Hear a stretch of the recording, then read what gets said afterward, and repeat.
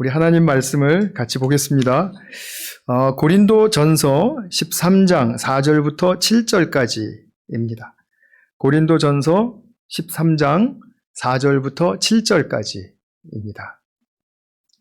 우리 정말 찬양에 나오는 그런 가사의 말씀인데, 우리 함께 한 목소리로 같이 한번 봉독하겠습니다. 시작. 사랑은 오래 참고 친절합니다. 사랑은 시기하지 않으며 뽐내지 않으며 교만하지 않습니다. 사랑은 무례하지 않으며 자기의 이익을 구하지 않으며 성을 내지 않으며 원한을 품지 않습니다. 사랑은 불의를 기뻐하지 않으며 진리와 함께 기뻐합니다. 사랑은 모든 것을 덮어주며 모든 것을 믿으며 모든 것을 바라며 모든 것을 견딥니다. 아멘. 이제 가정에 대한 설교를 드릴 때 사실은 복음의 핵심적인 부분이 가정에 적용될 때 더 파워풀하게 드러나는 것 같아요. 그래서 일반적인 주제도 되지만 가정을 염두에 두고 이 복음을 생각하면 훨씬 더 우리에게 강렬하게 그 의미가 다가오는 것 같습니다. 특별히 제가 오늘 이제 사랑으로라는 제목으로 이제 설교 말씀을 드리려고 하는데, 정말 우리 모두가 다 사랑에 대해서 기독교 진리가 무엇을 말해주는가 관심이 지극히 크시죠. 사실 우리가 이 사랑을 생각할 때 가정만큼 정말 그 적용력이 큰 그런 존재도 없습니다.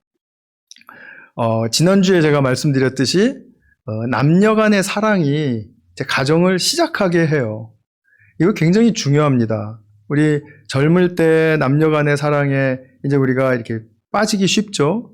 그러나 그 빠지기도 하는 그 남녀 간의 사랑이 한 가정을 이루는 시발점이 된다라는 그런 사실은 우리로 하여금 남녀 사랑을 가볍게 여기지 못하게 할 거예요. 그래서 그것에 대해서 사뭇 진지해야 하고, 그리고 더욱더 의미를 찾아야 할 것이라고 그렇게 생각이 됩니다. 그래서 이 사랑으로 시작한 가정이 결국은 사랑이 필요하고 실제로 사랑의 교류가 흐르는 그런 곳으로서 가정만큼 정말 적나라하게 드러나는 곳도 없겠죠. 가정이라는 존재는 사랑의 핵을 거기에 안에 중심에 꽉 붙들어둔 그런 공동체입니다. 이런 가정의 시작은 이제 부모이고요. 그래서 오늘은 가족 간의 사랑의 정신, 가족 간의 사랑의 정신이라 그러면 사랑을 함으로써 얻는 그런 유익, 정신적인 유익, 그리고 사랑의 행동, 그 모습, 사랑의 행동 모습이 발휘되어야 하는지 거기에 대해서 좀 생각해 보도록 하겠습니다. 제가 건너뛰었는데요. 남녀 사랑은 부모 사랑으로 변하죠. 네, 다시 한번 자녀를 낳기 때문에 부모 사랑으로 확대가 됩니다. 그리고 그 부모 사랑을 받은 자녀들은 또 서로 간에 형제 자매 사랑을 하게 되죠. 그러면서 우리를 낳아주신 부모님을 또 공경하죠. 자라면서 그 공경하는 마음이 더 성숙하죠. 그래서 이 가정은 정말 이 사랑의 전환과 확대와 이런 다이내믹스가 엄청나게 활발한 곳이다. 이렇게 말씀을 드릴 수가 있겠습니다. 자, 그러면 사랑의 유익에 대해서 좀 우리가 살펴보겠습니다. 사랑하는 것이 왜 좋습니까? 어떤 면에서 유익이 되나요? 사랑하면 서로를 더 존중하게 되고 또 예의를 바르게 갖게 되고 하니까 그러니까 사랑을 하는 게 좋죠? 라는 그런 당위성을 일으키기 때문에가 아니라고 말씀드릴 수는 없고, 그것도 있지만 그것보다 더 중요한, 그러니까 이런 어떤 도덕적인 어떤 축복을 가져오는 것보다 더 중요한 것은 무엇이냐면, 근본적으로 사랑을 하는 사람이나 참사랑을 받는 사람이 진정한 자유함이 누려지게 되고, 그 다음에 창조성이 일어나게 된다라는 측면에서 사랑의 유익이 있습니다. 우리가 자유를 누린다, 인간으로서 그 귀한 속성이죠. 누려야 할 그런 어떤 굉장히 중요한 축복의 한 요소입니다. 근데 이 자유함이라는 것은 공짜로 생기는 게 아닙니다. 참사랑을 받는 열매로서 생기는 것입니다. 그래서 언제나 참사랑을 기초로 한다라는 사실을 우리가 잊어서는 안 됩니다. 우리가 자유하는 인격이 되는다라는 말은 그래서 이렇게 내가 하고 싶은 걸 뭐 마음대로 한다 이런 뜻이 전혀 아니고요. 내게 있는 모든 제약이 풀렸다 이런 뜻이 아니고요. 하나님께서 나에게 주신 또 내가 세상을 살아가면서 맡아야 할 본분과 역할이 있지 않습니까? 그 본분과 역할을 억지로 하는 것이 아니라 의무적으로 하는 것이 아니라 즐겁고 의미를 발견하며 기쁨을 누리며 감당하는데 매우 중요한 기초가 되기 때문에 그렇습니다. 우리가 자유함이랑 반대되는 말이 뭡니까? 속박이죠. 그죠? 속박을 받으면 의무화 되잖아요. 어떤 일이든지. 의무화 되면 그러면 일단 거기서 누리는 그 즐거움, 그리고 의미, 이런 것들을 찾기가 참 어렵죠. 그냥 해야 되는 거죠. 그러다 보면 루틴에 들어가게 되고, 루틴에 들어가다 보면 또 지치게 되고, 그러다 보면 내가 왜 이렇게 무기력하지? 그래서 또 생각을 해야 되고, 그런데 우리가 자유함을 참사랑으로부터 이렇게 얻게 되면, 그러면 이 내가 하는 일이 오늘 또 어떤 즐거운 일이 일어날까? 어떤 또 의미 있는 일이 발생할까? 오늘 예배를 저와 이제 성도님들이 참여를 하셨는데 이것을 의무적으로 참석을 하는 게 아니라 내가 자유함 가운데 내가 선택해서 온 자리라면 그럼 오늘은 하나님 나라에 어떤 즐거움을 우리에게 맛보게 하실까? 기대할 수 있지 않습니까? 이게 자유함이 가져오는 축복이라는 것입니다. 그래서 자유함이라는 것은 이제 참 사랑을 받는 가운데 내가 행하고 또 취해야 할 많은 것들을 그냥 억지로 이렇게 부여받는 것이 아니라 내가 선택하는 것, 선택할 수 있는 그런 속성이기 때문에 자유함은 굉장히 중요합니다. 그러니까 누가 부탁을 해서 제가 감당을 한다 하더라도 그것은 부탁을 할 때는 제 자신이 스스로 선택하고 결정하는 권한이 있는 것이지 않습니까? 근데 우리가 소극적이고 조금 좀 삶에 대해서 비관적이라면 누가 부탁을 할 때 또 부탁을 하는구나, 또 안 들어줄 수도 없고 해야지 이렇게 하는 것보다는 나한테 부탁을 한다니 나의 도움이 손길이 필요하구나, 내가 기꺼이 도와줘야지, 내가 해줘야지 이렇게 생각하는 것, 똑같은 행동과 똑같은 모습으로 나아간다고 하더라도 벌써 삶의 퀄리티가 다른 거죠. 그죠? 이런 부분이 자유함 가운데서 온다라는 말씀입니다. 자유하지 못하면 눈치를 봐야 됩니다. 부탁한 사람 눈치 봐야 되고요.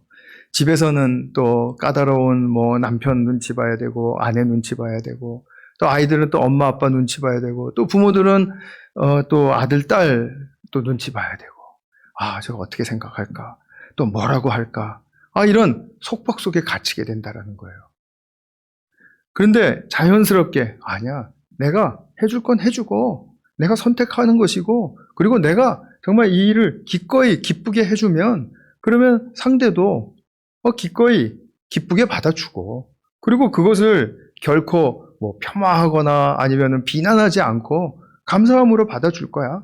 한두 번 해서 그렇게 안 되면 또 서너 번 더 하지 뭐. 이거 자기 결정이거든요. 자기가 그렇게 결정하는 것은 자유함이라는 말씀입니다.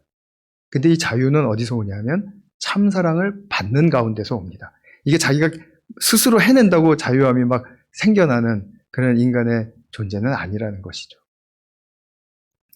그래서 우리가 이 자유를, 이제 참사랑을 주게 되면 그럼 그를 자유하게 해주는 길이 되는데, 그럼 그 말은 무슨 말이냐면 그를 믿어준다라는 뜻입니다. 그를 믿어줘야 그가 자유하게 돼요. 내가 하라고 허락은 해줬지만 내가 지켜볼 거야, 내가 본다, 이런 거 있잖아요. 우리 감독들이 많이 하는 거, 내가 너를 본다. 이렇게 하면 그러면은 마음대로 하라고 해놓고선 뭐 저러냐, 이렇게 생각하죠, 그죠? 근데 믿어주는 거예요. 근데 믿어주는 게 사랑인데 믿을만 해서 믿어주는 차원의 성격의 것이 아닙니다. 아, 우리 아들 믿을만 하니까, 아, 우리 아내 믿을만 하니까 이래서 믿어주는 게 아니고요. 그가 비록 내가 자유를 줬습니다. 그래서 선택을 해요. 선택을 하는 게 보기에 미숙해요. 경험 부족인 게 여실히 드러나요. 그럼에도 불구하고 그를 믿어주는 이유는 분명히 하나님께서 개입하셔서 저의 인생에 하나님이 계획하시고 그리고 목적하신 것들을 부어주시기에 분명히 선용하실 거야. 잘못된 결정이라 하더라도 하나님은 끝내 스스로 깨닫게 하시고 그리고 고쳐주셔서 하나님의 뜻을 이루실 거야. 하면 그럼 그것이 바로 믿어준다라는 차원입니다. 이 세상에서는 크레딧을 쌓은 만큼만 믿어줘요. 어떤 성품의 일관성을 보여줘야만 저 사람은 그런 사람 아니야 라고 말해줘요. 항상 우리 세상에서는 그 사람이 보여준 만큼만 신뢰합니다. 그러나 우리 크리스찬들이 상대를 신뢰한다라는 말은 그 사람이 뭔가를 보여줘서가 아니라 그 사람이 무엇을 하든지 하나님이 개입하실 거야. 하나님이 돌봐주실 거야. 하나님이 끝내 나를 통해서 당신의 뜻을 이루어 주시는 것을 내가 믿듯이 저를 통해서도 당신의 선하신 뜻을 믿어주실 것을 나는 믿어. 그러면 그게 믿어주는 거예요. 보다 확실한 믿음이죠. 실망할 일이 없죠. 세상적으로 믿어주는 것, 신뢰하는 것은 실망할 일이 많습니다. 그래서 우리가 누구를 믿어준다라고 하는 것은 그에게 자유를 주는 것과 동일한 말이고요. 그것을 우리가 하나님의 개입을 믿으면서 믿어주는 것이기 때문에 보다 더 확실하다.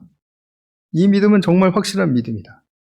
이제부터 우리 가족들 간에 남편이나 아내나 또는 자녀들 믿어 주시겠습니까? 네, 한 4분 정도. 네. 여러분들이 더 아멘 하시면 좋겠습니다만, 네, 그렇게 되시리라고 저는 믿습니다. 정말 이런 역사가 가족 속에서 이제 많이 일어나지 않습니까? 그러면은, 서로 사랑한다. 사랑하고 사랑받는다. 이런 느낌을 가질 수가 있겠죠. 근데 여기서 제가 자유까지 말씀을 드렸는데, 이제 더 사랑을 하는 이런 관계 속에 들어가면 이 자유함 가운데 생기는 또 중요한 축복이 무엇인가 하면 창조성입니다.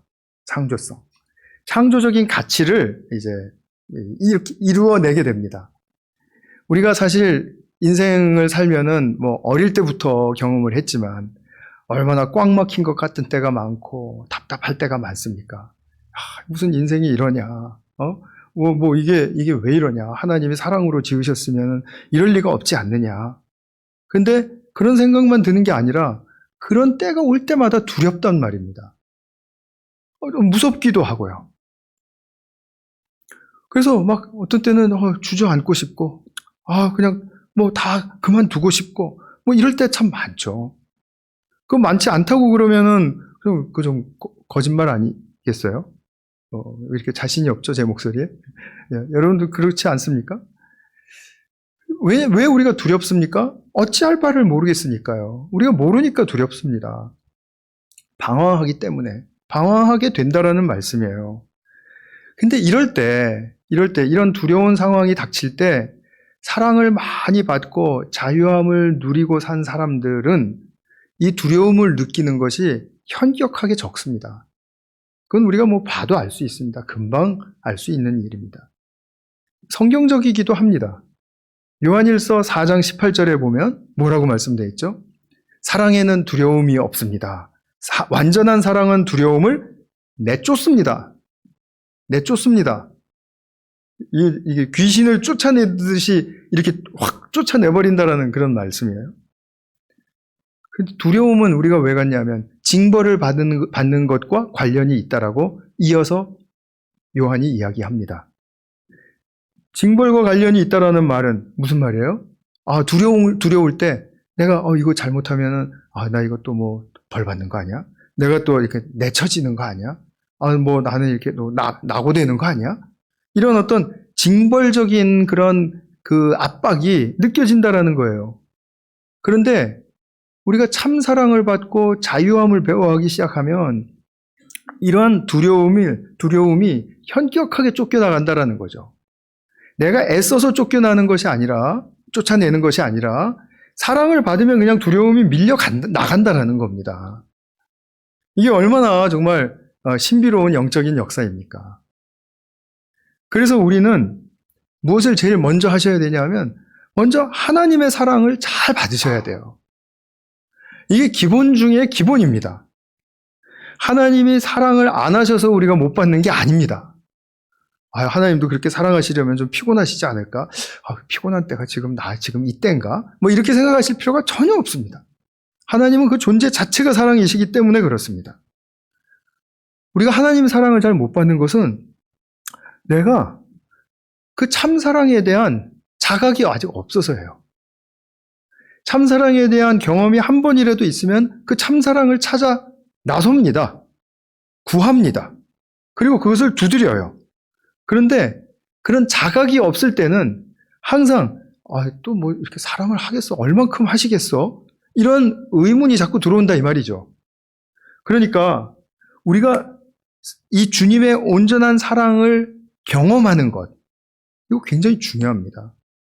믿은 지가 굉장히 오래되셨다 할지라도 하나님의 사랑을 개인적으로 체험하신 적이 없다라고 생각이 되신다면, 그러니까 있는지 없는지 잘 모르시겠는 분들도 포함해서 그런 분들이 계시다면 반드시 올해 안으로 하나님 사랑 만나게 해달라고 꼭 기도하셔야 됩니다. 우리 현대의 기독교인들, 현대의 교회를 살릴 수 있는 길은 여기서부터 시작하는 것입니다. 하나님의 참사랑이 어떤 것인지 다는 몰라도 부분적으로라도 참으로 알아야 됩니다. 경험하셔야 된다라는 말씀입니다. 경험하지 않고는 알 수 없는 하나님의 사랑입니다. 말로만 들어서 몰라요. 이성적으로 추론을 해서 알 수 있는 성질의 것이 아닙니다.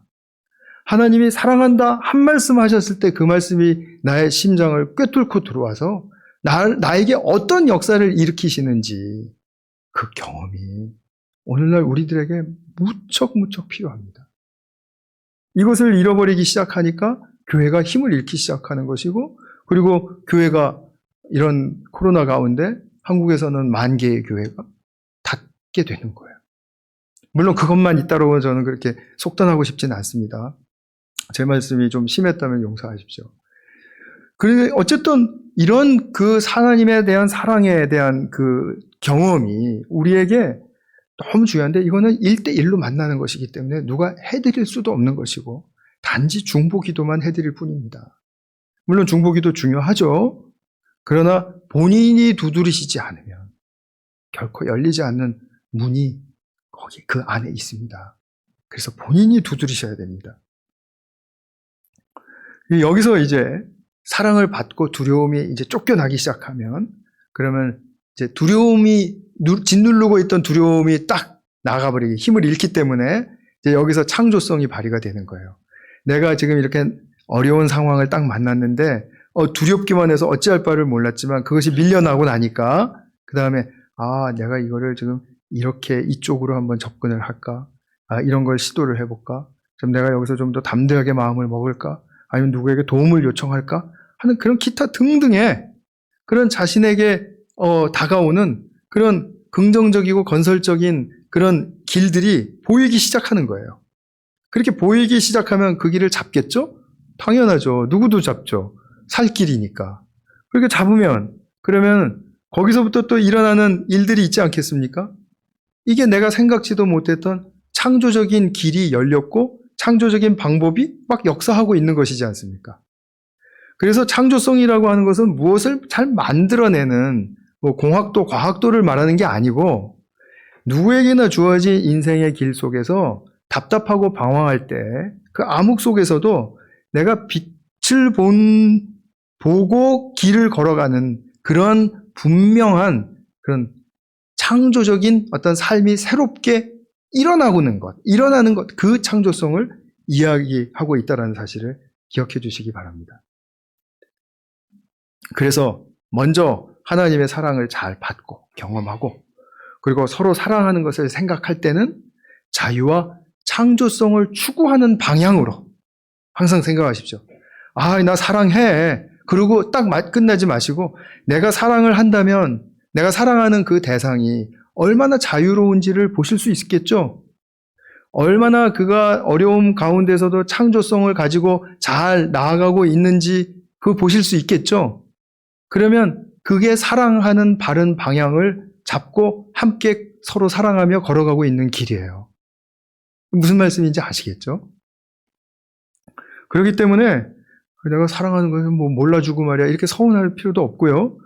계속해서 그런 자유함과 창조성이 잘 나타나지 않는다면 그 가운데 자기 자신이 하나님의 사랑을 또 많이 받으면서 자유함을 배워가면서 또 그런 배워가는 사랑을 또 상대에게 전하고 이런 사랑의 이제 역동적인 그 길, 그것이 우리 가족 안에 충분히 일어날 수 있다라는 사실을 우리가 꼭 기억해 주시면 좋겠습니다.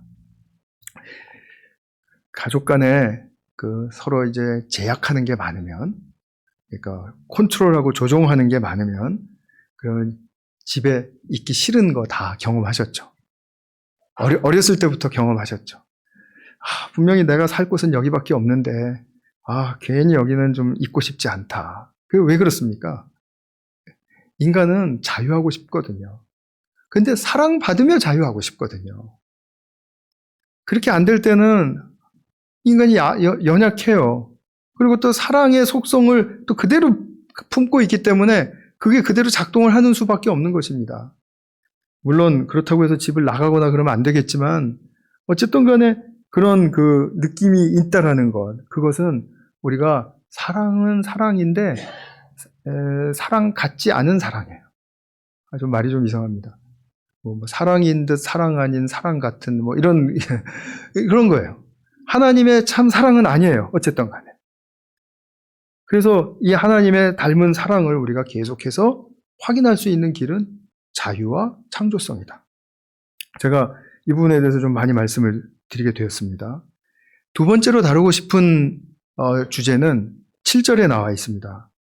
모든 것을 참으며, 모든 것을 믿으며, 모든 것을 바라며, 모든 것을 견딘다. 무엇이요?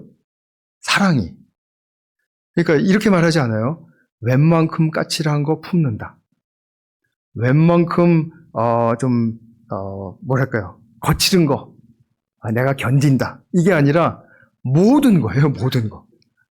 그러니까 이 사랑이 얼마나 치열한 속성을 가지고 있는지 아시겠죠? 사랑이 낭만적으로 감미롭게 부드럽게 되는 게 아니라는 말입니다. 이런 인내와 참음과 이 믿음과 이런 싸움이 거기에 결부되어 있다라는 뜻이에요. 그래서 사랑이라는 것은 굉장히 에너지 소모가 큰 것입니다. 그리고 나로 하여금 사랑할 때 특히 결코 이런 어떤 편안하고 그리고 뭐 이렇게 기분이 좋은 그런 상태가 아닐 때도 많이 있습니다. 왜냐하면 이런 치열한 속성을 가지고 있기 때문에. 우리가 자녀 양육하다 보면 그건 분명히 아실 수가 있을 것 같아요. 그렇죠? 내가 지금 웃는 게 아니야. 이런 거잖아요. 그죠? 이 세상에 모든 것을 참고, 믿고, 바라고, 견디는 그 참사랑. 그것은 치열하다라는 말씀이죠. 그러니까 아무리 가족간이라도 가시돋친 그런 사람은 일원은 받아주기가 어렵죠. 그죠? 틱틱거리고 말도 좀 뭐 얄밉게 하고 그리고 비난하기 일쑤이고 불평하기 십상이고 이러면 받아주다 좀 힘들잖아요. 그죠? 그러니까 자기가 상처받은 거를 성격으로 말로 행동으로 이렇게 표현할 때 그것을 우리가 참 어렵단 말이죠. 받아주기가. 그럼 그 문제 행동에 대해서 사실은 그렇지만 또 한편으로 고민하고 기도하고 또 그것을 낫게 하려고 애를 쓸 겁니다. 그러나 그 행동 하나하나에 대해서 교정하고 고치려고 하면 결코 잘 되지 않는 거 다 경험하셨죠? 왜 이렇게 다 경험하신 것 같은 눈빛이죠? 나는 됐는데 왜 저 사람은 안 되나? 이런 겁니까? 잘 안 되죠? 맞습니까? 그래야 제가 다음 이야기를 할 수 있습니다. 이 각본이 짜여진 대로 우리가 가야 되잖아요. 네. 괌에 이제 한번 다녀온 제가 잘잘법에 소개한 김기성 목사님이란 분이 현지에 가셔서 들었다라는 말씀을 제가 인상 깊게 들어서 또 다시 전달해 드리겠습니다. 괌은 이게 수심이 굉장히 얕은 아름다운 바다가 이게 100m를 나가도 이렇게 끝이 없는 것처럼 그렇게 느껴질 정도로 그렇게 편안한 바다고 아름다운 바다래요. 근데 그것도 한계가 있겠죠. 어느 정도 넘어가면 이제 위험 지역이 있을 테니까 거기 넘어가지 말라라고 이렇게 경고를 한답니다. 근데 한국에서 오신 믿음 좋으신 관광객 목사님 한 분이 믿음으로 그 경고를 넘어서셨어요. 그랬는데 잘 갔다 오셨으면 좋았을 텐데 거기서 미끄덩 해가지고 바위에서 넘어졌답니다. 근데 딱 넘어진 곳이 어디였냐면 성게밭이었대요. 성게 어떻게 제가 사실은 사진을 보여드리려고 했는데요. 아침부터 너무 끔찍한 장면을 이렇게 상상하시면 어머니 날에 특별히 별로 기분 좋으실 것 같지 않아서 제가 사진 안 띄웠습니다. 엄청나게 무섭습니다. 성게가 요만하다면 가시가 이렇게 길어요. 그런데 이게 아주 송곳보다도 더 날카롭게 있습니다. 거기에 이제 넘어졌으니 이제 수십 개에 찔렸는지 수백 개에 찔렸는지 모르겠습니다. 근데 그 아픔이 제가 사례를 좀 찾아봤더니 발에 27군데에 찔린 사람이 있었는데요. 발이 잘려나가는 것 같은 느낌을 받았고 곧 무릎까지 내 무릎이 아닌 것 같은 그런 통증이 오더래요. 근데 그거를 다 뽑아내야 되지 않습니까? 근데 뽑아낼 때 그 성게 가시 끝이 이렇게 낚시바늘처럼 이렇게 역방향으로 고리가 돼 있대요. 그래서 이걸 뽑아내면은 아프기는 무지하게 아픈데 그 끝은 살 속에 남아있고 그 줄기만 딱 이렇게 끊어진다라는 거예요. 그러면 또 그게 또 얼마나 아프겠습니까? 근데 그걸 하나를 뽑는데 1시간, 2시간씩 걸린대요. 아주 세밀한 이제 바늘을 사용해서 해야 되기 때문에 그렇답니다. 근데 이제 그 핀셋으로 뽑으려니 이제 엄청나게 겁이 나는데 그 현지인이 뭐라 그러냐면 빨리 숙소로 돌아가서 욕조에다 따뜻한 물을 받아놓고 식초를 몇 병을 사다가 거기다 부어라. 그리고 거기 인내를 가지고 좀 오래 앉아 있어라. 이렇게 처방이 떨어졌대요. 그래서 그렇게 했더니 이 가시가 살 속에서 싹 녹아들더라는 거예요. 그러면서 통증이 사라지고 나아졌다라는 거죠. 그때 그 광경을 본 사람이 이제 김기성 목사님한테 해주신 얘기를 제가 듣고 또 우리 성도님들한테 지금 해드리고 있는데 그것을 본 사람이 뭐라 그러냐면 가시는 뽑는 게 아니라 녹이는 겁디다. 그러더라는 거예요. 우리가 몸속에 박힌 가시가 많지 않습니까? 이거를 일일이 핀셋을 내서 하나씩 뽑는 그거를 치유의 과정이라고 생각한다면 정말 너무 겁이 나지 않습니까? 더군다나 우리 가족들 또 상처 또 다들 많이 받았고 그런 가시들이 다 누구에게나 다 안팎으로 있는데 그것을 핀셋으로 꼽아주는 그런 하나하나를 우리가 다루어주는 그런 모습은 좀 너무 좀 어렵겠죠? 그러면 제가 이제 그 가시 많은 가시돋친 가족들을 이렇게 모든 것을 참으며 믿으며 바라며 견디며 품어주세요 라고 말씀드릴 거라고 그렇게 예상을 하셨겠죠. 저는 그 말씀 드리고 싶지 않습니다. 분명히 안 됩니다. 모든 것을 견디고 믿으며 바라며 이게 안 됩니다. 그럼 그때 무엇을 하셔야 될까요?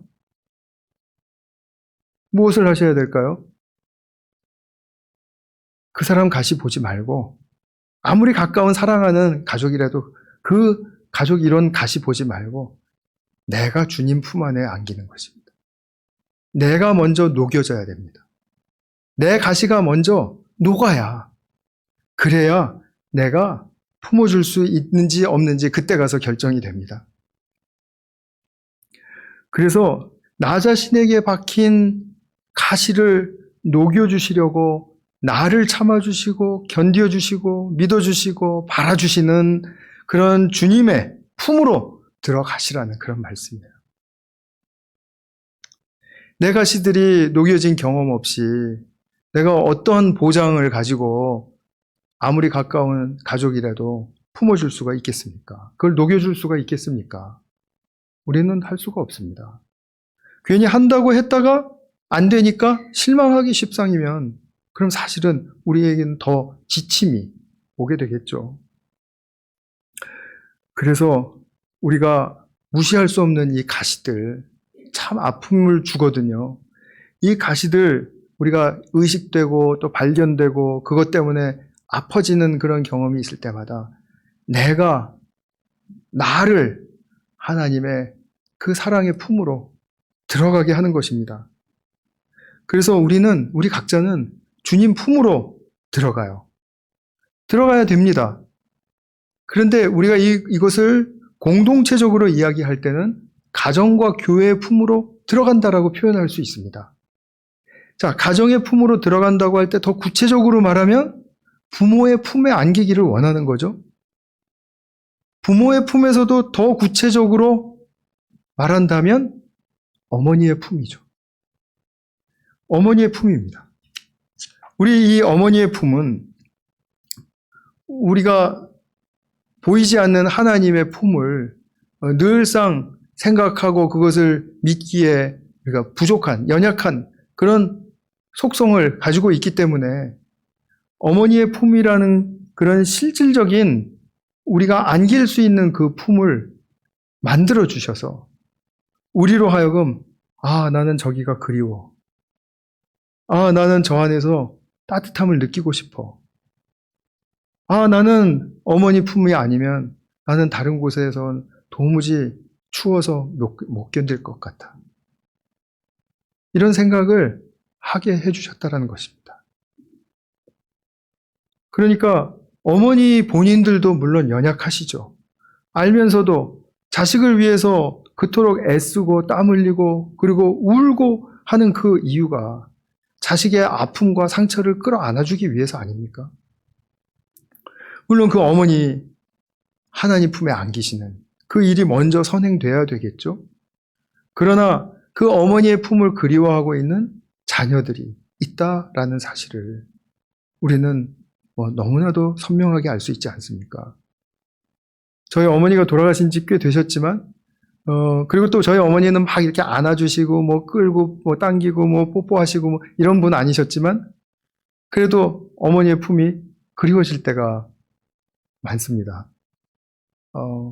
위로 못 받는다라고 생각할 때, 그리고 나는 이렇게 처졌다고 생각할 때, 그리고 나는 나의 이렇게 가시나 또는 못난 것 때문에 좀 스스로 고생하고 막 이렇게 자초하고 있는 것 같은 그런 자기 비하적인 느낌 들 때,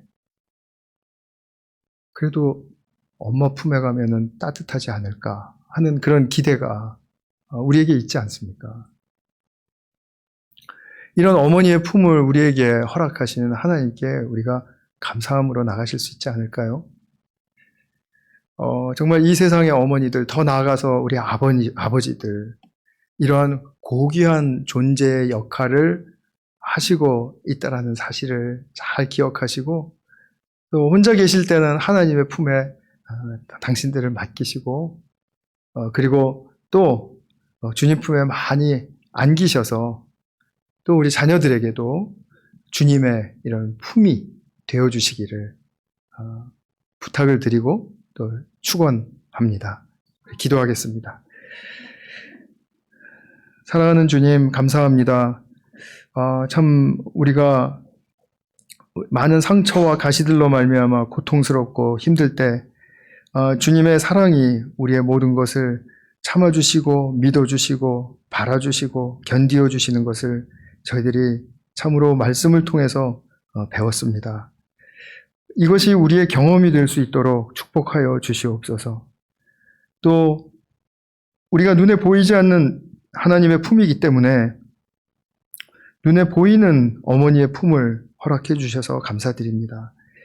주님께서 정말 특별히 너무나도 은혜로운 그런 고귀한 존재로서 어머니와 아버지를 허락해 주셨는데 정말 우리가 그분들의 품을 그리워하며 나아가는 그런 인생 중에 정말 진정한 위로를 받고 그리고 주님께 감사와 찬양으로 나아갈 수 있는 그런 복된 자녀들의 삶이 펼쳐질 수 있도록 축복하여 주시옵소서.